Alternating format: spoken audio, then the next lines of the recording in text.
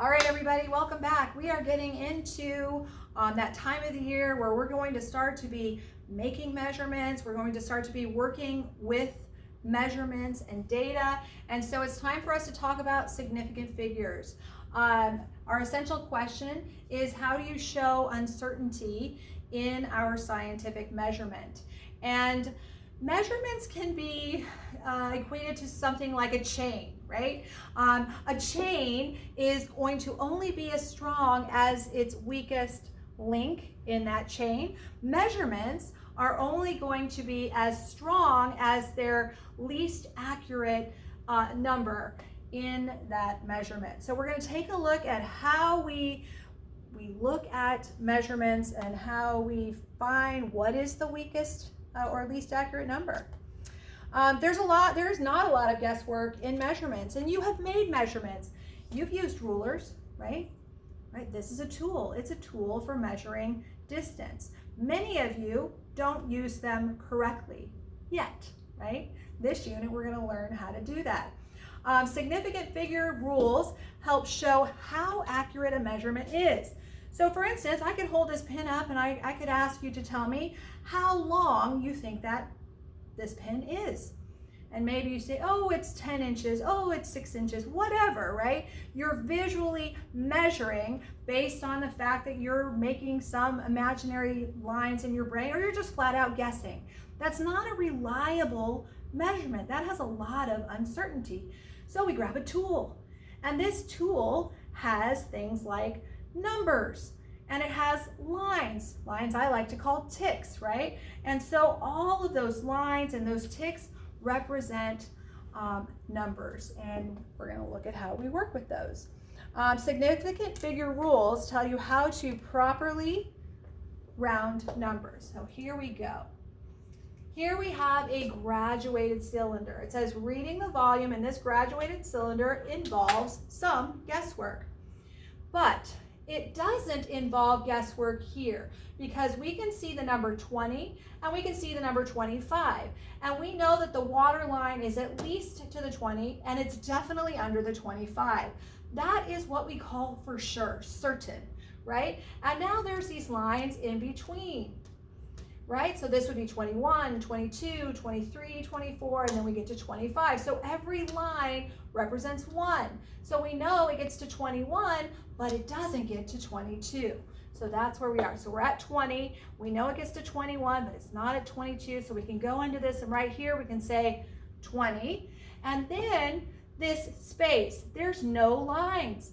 So we kind of put imaginary lines, and we might do 10 usually. 1, 2, 3, 4, 5, 6, 7, 8, 9, 10, right? And we could say, now where does this point, where is it at in 21? Well, is it greater than 21.5? Is it less than 21.5? So you might say it's greater. So then you might say 21.7. Again, it is a guess. This is what we call uncertainty in our measurement. So uncertainty is those areas between lines on our tools that do not have any ticks or measurements. That's what I say, graduations. There you go. So here we have 2 rulers. Both of them measure distance, but they don't have the same amount of certainty, because this is 1, 2, 3, 4, 5, 6, 7, 8, all the way to 12, and this one goes to 12. This one, the number, like if I'm here, I'm between 9 and 10, there's no lines to tell me exactly where this point is. So this is what we call uncertain, and it is an estimation for us. And so we might estimate that it's, 9.6 or 9.5. Down here, we can see that we have a lot more certainty. Here's 11 and here's 12, and this would be 11.2, 0.4, 0.6, 0.8, and this would be 12, right? So we know that we're at 0.8 and we're kind of almost there, so we're gonna say 0.9. So this would be 11.9 because it's almost to that 12th line. All right, so if you use these rulers to measure, one will be more precise and have more significant figures than the other. Okay, so we had 11.9 0.9, right? 0.9. And this was, you could say 9.5, right? Yeah? All right, significant figures. Oh, good stuff. All right, numbers recorded in a measurement may not be completely accurate. The last digit is always going to be an estimate. So you want to record all the numbers that you know for certain, plus what we call one uncertain figure, which is our estimation. Significant figures tell you how many of those digits are reliable. All right, let's come back here. Hold on. There we go. All right, so results here. So we have 2.85 centimeters. So that measurement, the 5 is lit up because that's my uncertain figure. So everything else is certain, right? Great, okay. Rules for counting significant figures. Non-zero integers. Okay, these are rules that you're going to memorize. So when we're dealing with significant figures, if I'm looking at a number from a measurement and I want to count the number of significant figures, I am going, non-zero numbers, 1, 2, 3, 4, 5, 6, 7, 8, 9 are always significant, always. So 1,475, all non-zero numbers, 4 significant figures. 926.43258, all non-zero numbers, all significant, 8 significant figures. Zeros get tricky. There are some rules for significant figures and zeros. So let's just go through the rules. So leading zeros. Leading zeros are never significant. So how do I recognize a leading zero? Well, first of all, you have a placeholder here that is just basically the way that we tell you, the reader, hey, there's a decimal point here. So please remember, if you are starting a number with a decimal point, you always want to put that 0 in front. So 0 and then your decimal point. These right here, these 2 zeros are we call leading zeros because they come before the number.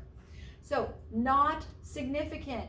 So only the 2 and the 5 are significant here, so 2 significant figures in this measurement. Captive zeros, just like sounds. See here, these zeros are captive between 2 numbers. So captive zeros, always significant. So all of those numbers are now significant, so 5 significant zeros. Then we have trailing zeros, and trailing zeros can be probably the trickiest type of zero. And it's going, what you want to watch out for is count significant figures. You're watching for whether or not there is a decimal point in the number when you're dealing with zeros. So looking at this 100, do you see how there's no decimal written? It's understood that there's a decimal there, but it's not there.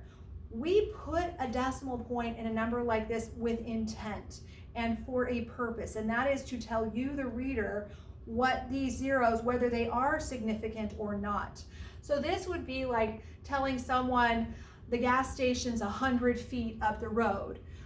You don't really know that it was 100 feet exactly. You're giving an estimation. So these trailing zeros without a decimal point are not significant. So only this number is significant. This number has 1 significant figure. When we put the decimal point in there, I'm telling you now, this is now significant. These zeros, these trailing zeros, are significant. So now this 100 has 3 significant figures. This is a very precise value. So if I tell you it's 100 feet because I measured it and I know it's 100 feet, then I have my decimal point here to indicate to you that those zeros are very certain.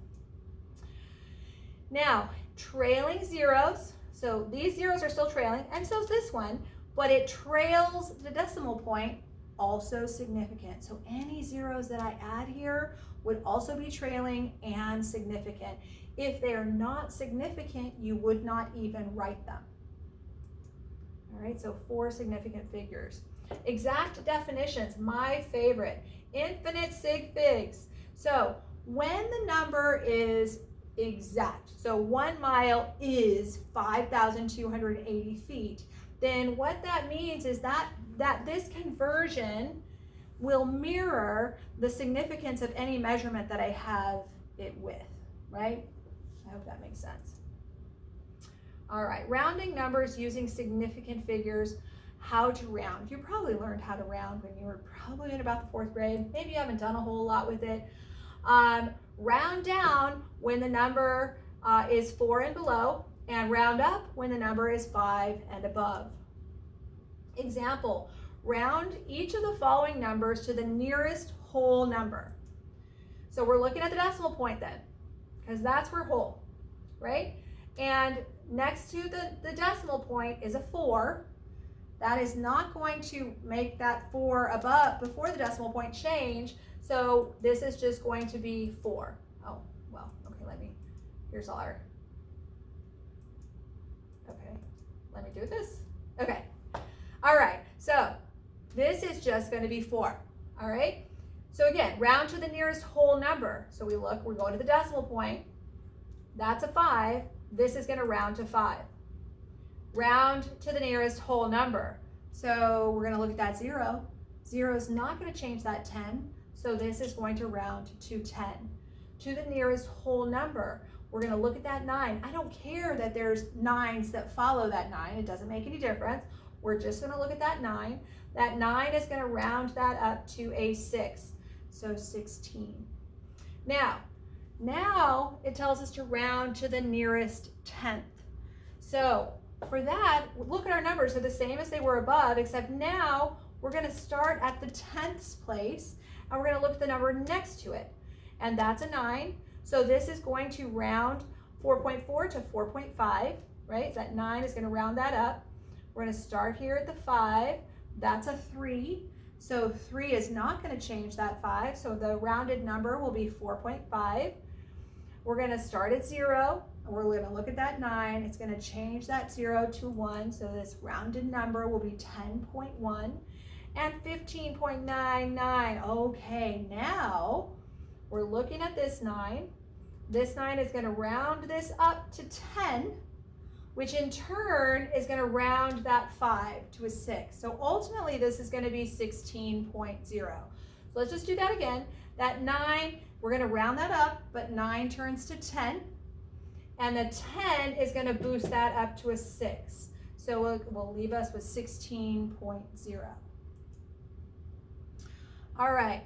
Example, round to 2 significant figures. So in this measurement right now, there are 1, 2, 3 significant figures, but we want to round it to 2 significant figures. So we're going to count 1, 2. We're going to look at that 6. That 6 is going to round that to a 4. So our final answer is going to be 1.4. Here, 1, 2, 3, 4, 5. Okay, that's 5 significant figures. It doesn't matter. We want to round this number to 2 significant figures. So we're going to count 1, 2. That 3 is not going to change that 8. So it's going to be 6.8. All right.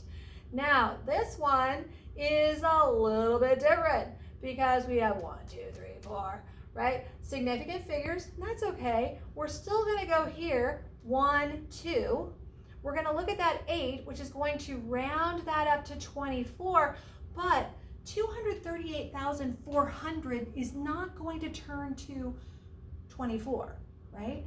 What's going to happen is now all those numbers that follow the 4 are going to turn to zeros. So it's going to be 240,000, all right, rounded. Looking here, we want to round to 2 significant figures, but this is where, what kind of a 0 is this? This is a leading 0, and leading zeros are never significant. So our first significant figure is 4, and our second one is 3. So we're going to look at that 5. That 5 is going to change that to a 4, and it's going to be 0.044. All right, and now we have 100, and this only has 1 significant figure.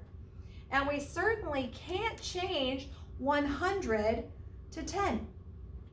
So what do? If we wanted to have two significant figures, right? We would go 1, 2, that's 0. Well, it's not going to change that 0, but you can't turn 100 into 10. So we're going to put it in scientific notation. And we're going to move that decimal point 1, 2, and it's going to be 1.0 times 10 to the second. So remember, when we put numbers in scientific notation, we must write all of the significant figures. So if this has two significant figures, we'd write 1.0, and now times 10 to the second, which, ladies and gentlemen, is 100. All right. If doing a series of calculations, you do not round until the very last calculation. We only round one time. So if you're doing a multi-step calculation, maybe you're multiplying and dividing this, and you're adding and subtracting that, and you're going to bring them all together, we only round all of that stuff one time in the very last calculation. All right, that's it. Thank you.